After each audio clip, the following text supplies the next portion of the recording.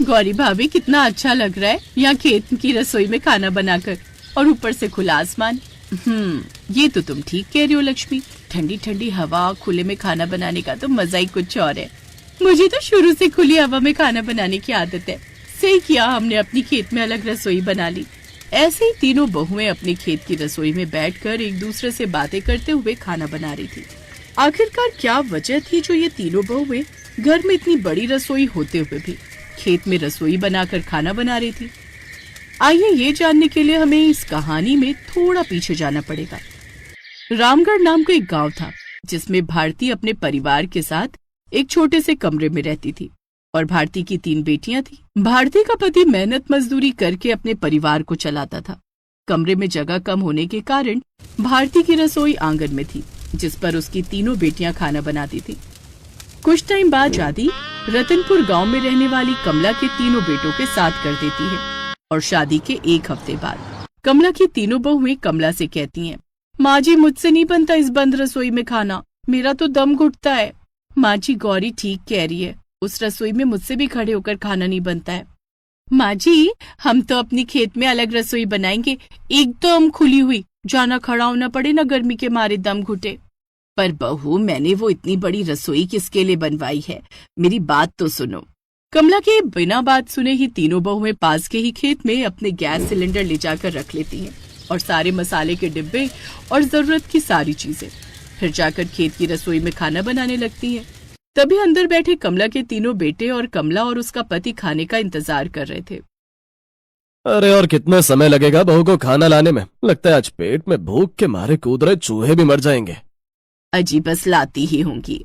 इतने में लता सबसे पहली थाली लगाकर हरिराम को देती है।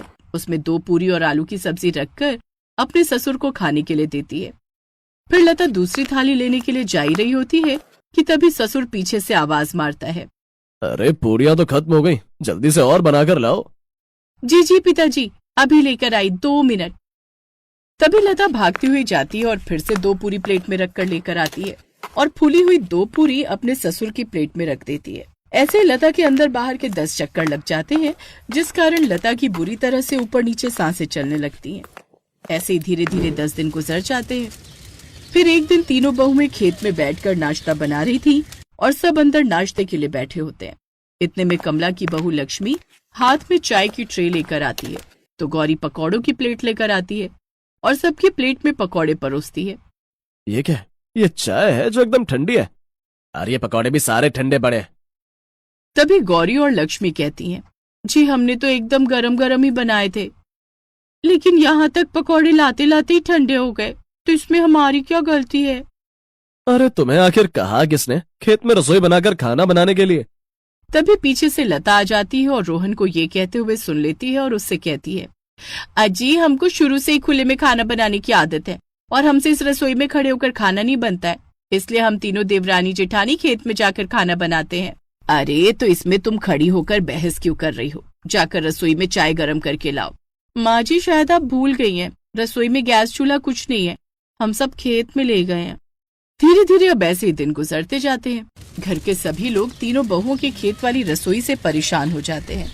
धीरे धीरे अब ऐसे ही दिन गुजरते हैं। घर के सभी लोग तीनों बहुओं की खेत वाली रसोई से परेशान हो जाते हैं। एक दिन तीनों बहुएं दोपहर का खाना बनाकर फ्री हुई थी और वो अब इतनी थक गई थी कि सुबह से अंदर बाहर के चक्कर से उनके अंदर कुछ और काम करने की हिम्मत नहीं बची थी। तभी थोड़ी देर बाद कमला अपनी तीनों बहुओं के पास खेत वाली रसोई में आती है और अपनी तीनों बहुओं से कहती है, बहू आज घर पर कुछ मेहमान आएंगे, वो रात का खाना भी यहीं खाकर जाएंगे, इसलिए तुम रात के खाने में काफी सारी चीजें बना लेना। ये कहकर सास वहाँ से चली जाती है। हे भगवान, ये ससुराल वाले तो हम तीनों बहुओं की रेल बनाकर ही छोड़ेंगे। हमने खेत में रसोई क्या बना ली, हमें परेशान ही करने पर लग गए सब के सब। अरे मेहमानों को आज ही आना था क्या, और कितना परेशान करेंगे ये हमें। थोड़ी देर बाद ही रात होने लगती है। तभी तीनों बहुएं मेहमानों के लिए रात का खाना बनाने लगती हैं।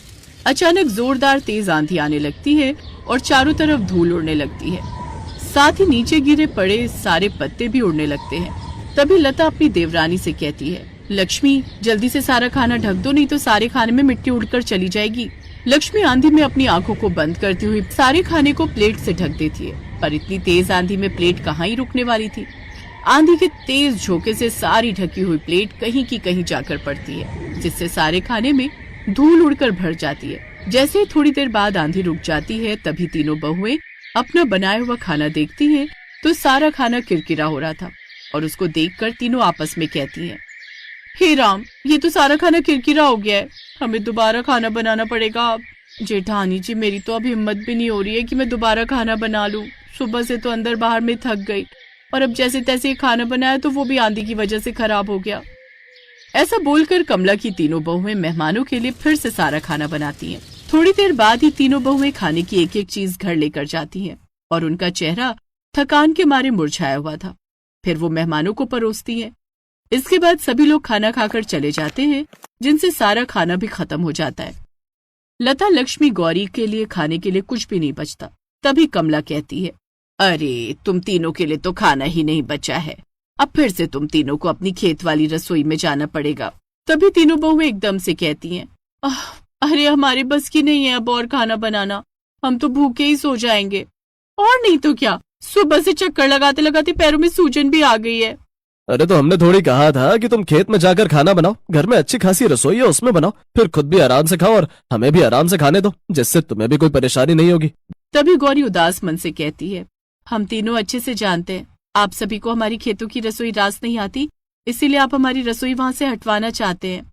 अरे तुम लोग क्यों आपस में बहस करने में लगे हो? मैंने तीनों बहुओं को समझा कर देख लिया, पर मेरी नहीं सुनी किसी ने भी। और वैसे भी अगर बहुओं को खेत में खाना बनाना अच्छा लगता है तो खेत की रसोई में ही खाना बनाने दो। कमला की बात सुनकर तीनों बहुएं सोने के लिए अपने अपने कमरे में चली आती हैं और फिर ऐसे ही धीरे धीरे तीनों बहुओं को अपने खेत की रसोई में खाना बनाने में दिक्कत आने लगी। ऐसे एक दिन फिर से तीनों बहुएं खेत में खाना बना रही थी। फिर तीनों किसी काम के लिए घर के अंदर जाती हैं और जैसे ही कुछ देर बाद बाहर आती हैं, ये भगवान, ये क्या, सारा खाना कबूतरों और चिड़ियों ने चोंच मार मार कर खराब कर दिया है। ऐसे ही हर रोज अब खेत की रसोई में कोई न कोई दिक्कतें आने लगी थी और तीनों बहुएं अपनी खेत की रसोई से तंग आ जाती हैं। एक दिन तीनों बहुएं आपस में खेत की रसोई के बारे में बात कर ही रही थी। उनकी सारी बातें कमला सुन लेती है। मैं तो तंग आ गई हूँ इस खेत की रसोई से, कभी कुत्ता खाने में मुंह दे जाता है तो कभी कबूतर सारा खाना बिगाड़ देते हैं। जेठानी जी, मेरे तो अंदर बाहर के इतने चक्कर लग जाते हैं कि फिर खाना खाने का भी मन नहीं करता, बस ऐसा मन करता है कि सो ही जाऊं।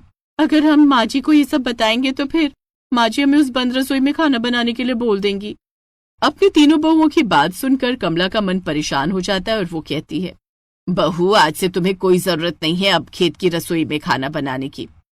लेकिन माँ जी, हम बंद रसोई में तो बिल्कुल नहीं बनाएंगे खाना। मेरी बात तो सुन लो बहू, मैं तुम्हारे लिए घर के आंगन में ही एक मिट्टी का चूल्हा बनवा दूं, जिसे तुम खुले में अपने आंगन में बैठकर खाना बना सको, और जब कभी मौसम खराब हो तो घर की रसोई में बना लो। आंगन में चूल्हा बनवाने के नाम को सुनकर तीनों बहुओं के चेहरे पर स्माइल आ जाती है और कमला आंगन में ही मिट्टी का चूल्हा बनवा देती है और अब खेत की रसोई घर में ही ट्रांसफर हो जाती है। अब लता, गौरी और लक्ष्मी घर के आंगन में ही बैठकर खुले में खाना बनाती हैं और जब आंधी तूफान आता है तो वो घर की रसोई में गैस पर खाना बना लेती थी और अब उनको कोई अंदर बाहर वाली दिक्कत भी नहीं होती थी, जिससे अब वो सब लोग खुशी खुशी रहने लगते हैं।